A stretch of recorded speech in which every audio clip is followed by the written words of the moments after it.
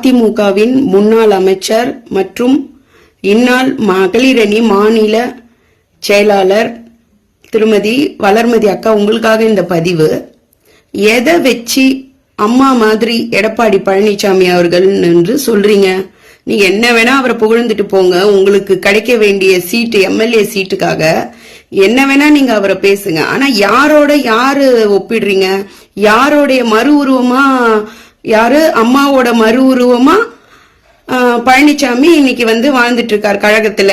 ஏன்னா கழகத்தை அப்படி ஒரு முன்னேற்ற பாதைக்கு 11வது தோல்வியை நோக்கி கொண்டு போயிட்டு இருக்கிறாரு.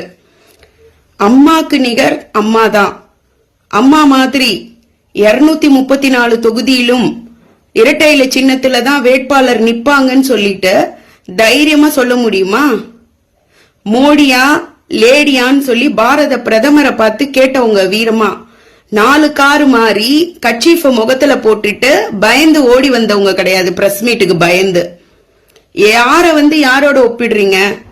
மகளிருக்கு 2014 லோக்சபா எலெக்ஷன்ல 5 சீட்டு கொடுத்தாங்க. இதே 24 எடப்பாடி பழனிசாமி என்ன செஞ்சாரு? அம்மாவை எதிர்த்து ஆர்கே நகர்ல நின்ற சிம்லா முத்துச்சோழனுக்கு திருநெல்வேலியில சீட்டு கொடுக்கறாரு. அந்த மாவட்டத்துல எதிர்ப்பு தெரிவித்ததுக்கு அப்புறமா ஜான்சி ராணின்றவருக்கு கொடுத்தாரு. இந்த மாதிரி ஒரு தலைவர் ஏன்க்கா இவ்வளவு தூரத்துக்கு போனோம்? நீங்களே அம்மாவை என்ன பேசுனீங்க? சினிமாவில் செல்லா காசாகி அரசியலுக்கு வந்தவங்க கடுமையான விமர்சனம் வச்சீங்க. ஆனா உங்களை எம்எல்ஏவாக்கி அமைச்சராக்கி அழகு பார்த்தது இல்லையா அம்மா? அந்த மாதிரி ஒரு மறப்போம் மன்னிப்போம் தயால குணம் எடப்பாடி பழனிசாமி அவர்களுக்கு இருக்கா? அம்மா மாதிரி ஒரு திட்டம் உலகமே வியப்படைய வச்ச அம்மா உணவகம், அந்த மாதிரி ஒரு திட்டம் இவரால கொண்டு வர முடிஞ்சுதா? 77 புரட்சி தலைவர் நின்றார், முதலமைச்சர் ஆனார். 91 அம்மா நின்றாங்க, முதலமைச்சர் ஆனாங்க. அது புரட்சி. ஆனால் இவர் 4 ஆண்டு காலம் நான் நல்லாட்சி தந்தேன், கட்சியின நான் தான் முதல்வர் வேட்பாளர் என்று எல்லோரும் அரவணைத்து அவரை நிறுத்தி கூட மக்கள் மத்தியில அவர் முதலமைச்சரா தேர்வானாரா?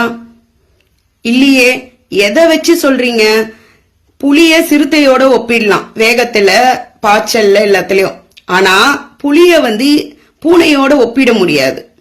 அதாவது அம்மா அம்மா தான். அம்மாக்கு நிகர் யாருமே கிடையாது, இனி பிறக்க போவதும் இல்லை.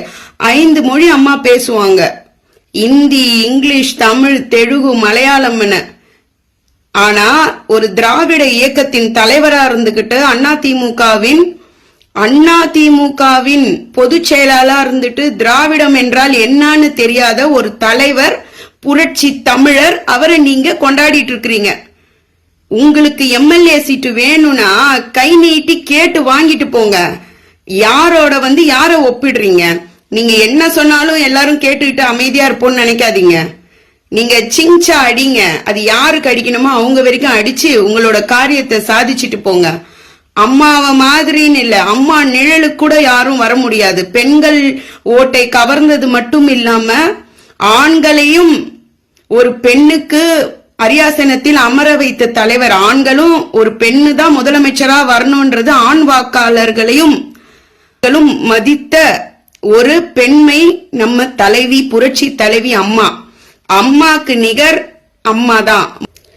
மோடியா லேடியான்னு கேட்ட அம்மா எங்க? ஒரு பிரைம் மினிஸ்டரை பார்த்து நேத்து கட்சி தொடங்கினவரை ஒரு மீட்டிங்ல கொடி அசைச்சாச்சு, புள்ளியார் சொல்லி போட்டாச்சு, கூட்டணிக்கு வாங்க வாங்கன்னு சொல்ற இவர் எங்க?